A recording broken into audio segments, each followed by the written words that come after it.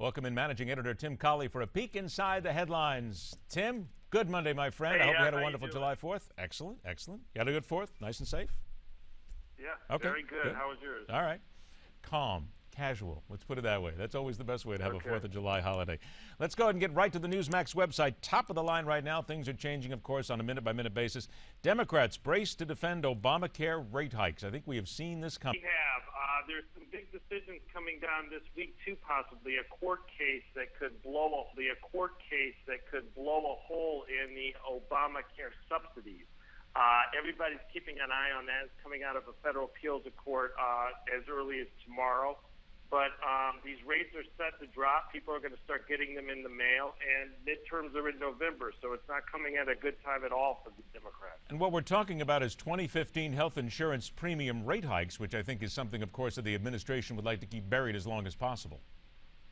Yeah, they want to keep them buried, but they're going to literally show up on your computer and show up in your mail, so it's going to be very difficult. I mean, some people are going to get some real surprises.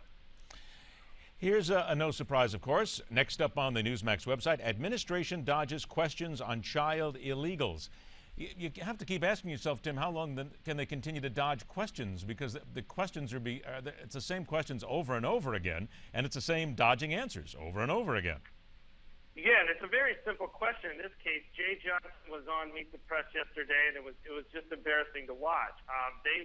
The question was simply, when are you going to deport these children? And he couldn't give you an answer. He couldn't say if they were going to deport them, how they were going to deport them, or when they were going to deport them. But the law and the framework makes it clear these kids are likely to be here for a very long time.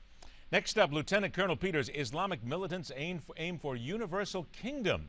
It's I did a double take when I saw the word universal kingdom. I thought it was an amusement park there for a minute. This is no amusement park whatsoever. I mean, but this is when you talk about the caliphate and everything else that they are looking to accomplish here.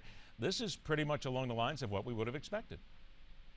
Yeah, and the brutality coming out of there in reports is just medieval. I mean, beheadings and everything else.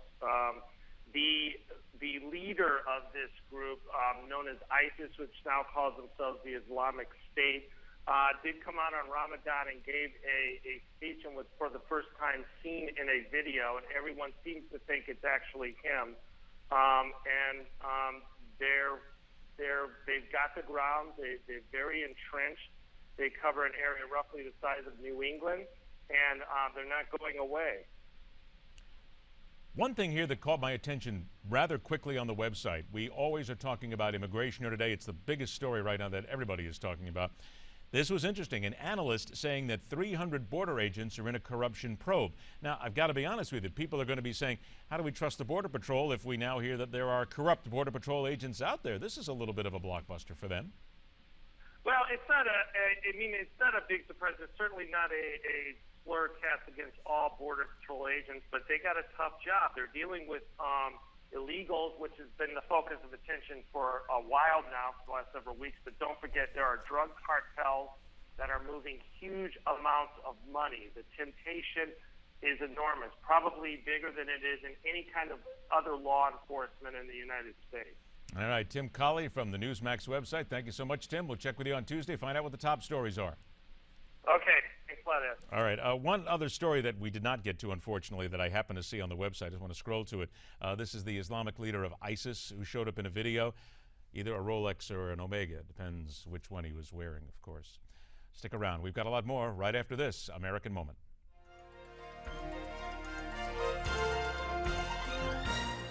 It's a region of the world that has known little peace since the beginnings of recorded history. But in September of 1978, President Sadat of Egypt, Prime Minister Begin of Israel, and President Carter of the United States set out to change that.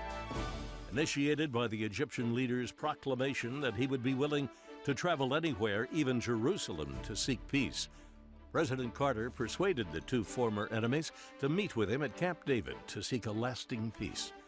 On the 17th of September, 1978, the Camp David Accords were signed, returning the Sinai to Egypt and creating a framework by which Palestinians could have autonomous and self-governing control over the West Bank and Gaza. President Carter was clear more work needed to be done.